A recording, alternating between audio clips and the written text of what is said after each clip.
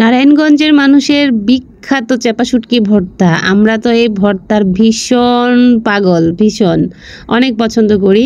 তো ইদানিং হচ্ছে নতুন একটা শুটকির ভর্তা আমি খাওয়া শুরু করেছি, সেটা হচ্ছে এই যে বাঁশপাতা শুটকি অথবা ব্রাহ্মণবাড়িয়ার শীতল শুটকি যেটা বলে। তো এই শুটকিটা আমরা খুব কম খাওয়া হতো আগে, ইদানিং হচ্ছে এটার মধ্যে একটা আলাদা মজা পেয়েছি, সেজন্য ট্রাই করছি যে না খারাপ লাগে না, অনেক মজাই লাগে। তো আমি এলাকা থেকেই সবসময় শুটকি আনি। এই শুটকিগুলো ভালো করে ধুয়ে খোলায় ভেজে নিলাম কাটা ছাড়িয়ে। তারপর আমরা তো কাঁচা শুটকি ভর্তা বানাই। কাঁচা শুটকি শুকনা মরিচগুলো জাস্ট ভাজা থাকবে না, এরকম লাল লাল করে একদম ভর্তা বানানো হবে। তো মরিচ নিয়ে নিলাম পরিমাণ মতো, যেরকম ঝাল করব। এই ভর্তার মধ্যে প্রধান বৈশিষ্ট্য হচ্ছে কাঁচা পেঁয়াজ। কাঁচা পেঁয়াজটা একদম আধো আধো থাকবে, মানে থেতো করে দেওয়া হবে, কিন্তু মিহি করা হবে না। আর পেঁয়াজের পরিমাণটা দেওয়া হবে অনেক বেশি করে, যেন ভাত খাওয়ার সময় দাঁতের নিচে পেঁয়াজের কামড় পড়ে আর অসাধারণ মজা লাগে। তো এই ভর্তাটা কিন্তু গ্রামগঞ্জে, বিশেষ করে আমাদের এলাকায় সকালে চাপটি পিঠা, খুদের ভাত এগুলোর সাথে খেতে ভীষণ পছন্দ করে সবাই। আর যখন মাছ মাংস খেতে খেতে অরুচি চলে আসে, তখন রুচি ফিরানোর জন্য কিন্তু এই ভর্তাটা খাওয়া হয়। তো এটাকে আমরা চাপা শুটকির কাঁচা ভর্তা বলি। তো এই ভর্তাটা কিন্তু আমারও ভীষণ পছন্দ। তো ইদানিং ব্রাহ্মণবাড়িয়ার বিখ্যাত এই শীতল শুটকির ভর্তা খাওয়া শিখে গিয়েছি। আগে তো শুধু পুটির চাপা যেটা, ওটার ভর্তাই খেতাম, এখন হচ্ছে এটাও নতুন করে অ্যাড করে নিয়েছি। তো শুটকি ভাত ভেজে নিয়েছি খোলায়, তার মধ্যে কিন্তু আপনারা দেখতেই পেলেন আমি শুকনা মরিচ খুব সুন্দর করে বেটে নিয়েছি। এখন বেটে নেওয়ার পর লবণ দিয়ে হচ্ছে শুটকিটা ভালো করে মিহি করে বেটে নেব।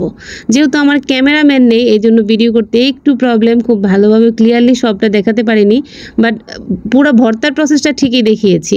তো খুব ভালো করে মিহি করে বেটে জাস্ট মিক্সড করে নিয়েছি। এখন জাস্ট পেঁয়াজ দিব। আমি পেঁয়াজের পরিমাণটা অনেক বেশি দেই, আর পেঁয়াজটা খুব বেশি থেতো করি না, জাস্ট আধা ভাঙা করি। তাতে কি হয়, ভর্তাটা খেতে অনেক বেশি মজা লাগে। এই ভর্তাটা এইভাবে করে আপনি ফ্রিজে 3-4 দিন খেতে পারবেন, 5 দিন 6 দিনও খেতে পারবেন, ভালো থাকে, কোনো সমস্যা হয় না। আর এই তো পেঁয়াজ দেখতে পাচ্ছেন, অল্প একটু ভর্তা কিন্তু পেঁয়াজের পরিমাণ অনেক বেশি। সবগুলো পেঁয়াজ থেতো করে নেওয়া হয়ে গিয়েছে। এখন জাস্ট ভর্তাটা ভালোভাবে মিক্সড করব, মিক্সড করে দেন এটা খাওয়ার জন্য রেডি।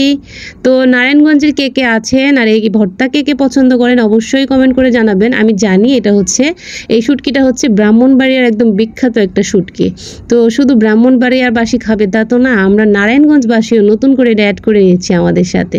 তো এই তো মিক্সড করে নিচ্ছি। যারা এই ধরনের ভর্তা পছন্দ করেন, এখন এই মিক্সড অবস্থায় দেখেই কিন্তু মুখে পানি চলে আসবে, যেমনটা আমার চলে আসছে এখন। তো এই তো মিক্সচার করা শেষ। আর খেয়াল রাখতে হবে যেন হাতে কাটা না বিঁধে, এই জন্য শুটকিটা কিন্তু খুব মিহি করে বাটতে হবে। মিলানো হচ্ছে ভালোভাবে লবণ, মরিচ, শুটকি, পেঁয়াজ। জাস্ট ভর্তাটা এখন রেডি। আপনারা চাইলে এখন চটা পিঠা, খুদের ভাত অথবা এমনিতে নর্মাল ভাত যেভাবেই খেতে চান খেতে পারবেন। অনেক লোভনীয় হয়েছে এবং খেতেও অনেক বেশি মজা হয়েছে। এই ভর্তা বানানোর সময় পেঁয়াজটা ঠিক এইভাবেই দিবেন, খেয়াল রাখবেন খুব বেশি মিহি যেন না হয়। আবার অনেক বেশি মিহি হয়ে গেলে কিন্তু ভর্তাটা একদম পানি পানি হয়ে যাবে। এই তো রেডি ভর্তা। তো কার কার পছন্দ কমেন্ট করে জানান। আমার ভীষণ পছন্দ, আমি যখনই ইচ্ছে হয় আমি রেডি করে খাই। আর শুটকিগুলো সব সময় আমি আমার এলাকা থেকে আনি, তাতে আমার খেতে মানসিক একটা প্রশান্তি আমি পাই। তো সবাই ভালো থাকবেন, সুস্থ থাকবেন, রুমি রান্নাঘরের সাথেই থাকবেন।